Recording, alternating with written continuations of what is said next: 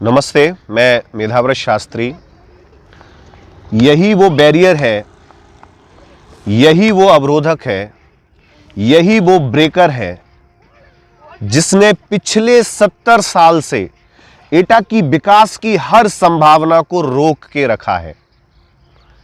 हम 70 साल पहले जहां खड़े थे, आज भी 70 साल बाद वहीं खड़े हैं। हमारे साथ जो दूसरे जनपद आजादी के बाद चलना शुरू हुए, तो आज वो चलते चलते हमसे इतना आगे निकल गए हैं कि उनके साथ कदम ताल करने की अब हमारी सामर्थ्य नहीं है। लेकिन हमने अपने को 70 वर्ष से वहीं रोक के रखा है और उस रुकावट का यह प्रतीक है जहां मैं आज खड़ा हूं।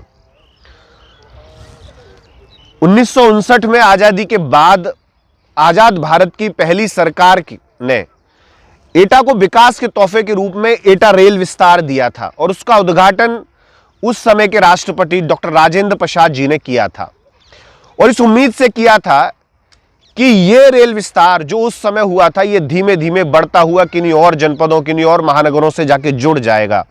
लेकिन आप विश्वास कीजिए कि जिस रेलवे स्टेशन का आजादी के तुरंत बाद, जब हम पर बहुत सीमित संसाधन थे, बहुत थोड़ा सा पैसा बचा था, गुलामी की वर्षों की बेड़ियों के बाद हमें तोहफे में यह रेल विस्तार मिला। लेकिन आजाद भारत के 70 वर्षों में कई सरकारें आईं, कई सरकारें गईं, लेकिन किसी ने भी पलट के एटा की तरफ नहीं देखा।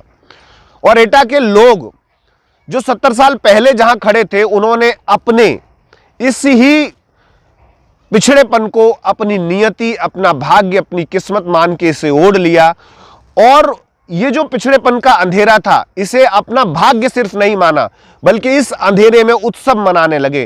रोशनी से, विकास की रोशनी से, प्रकाश से, उजाले से उन्हें डर लगने लगा।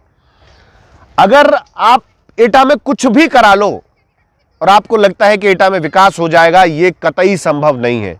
जब तक आप इस बैरियर को नहीं तोड़ोगे, एटा का रेल विस्तार यहां आके समाप्त हो जाता है और 70 वर्षों से ये यहीं आके ठहरा हुआ है।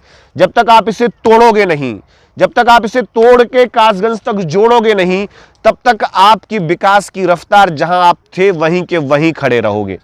आप कितने ही मेडिकल कॉलेज खोल लो, आप कितने ही पावर प्लांट लगा लो, आप एटा में चाहे जो कुछ भी कर लो, लेकिन एटा विकास के पहिए पर कभी नहीं दौड़ सकता, क्योंकि एटा का विकास का असल पहिया एटा का रेल विस्तार है।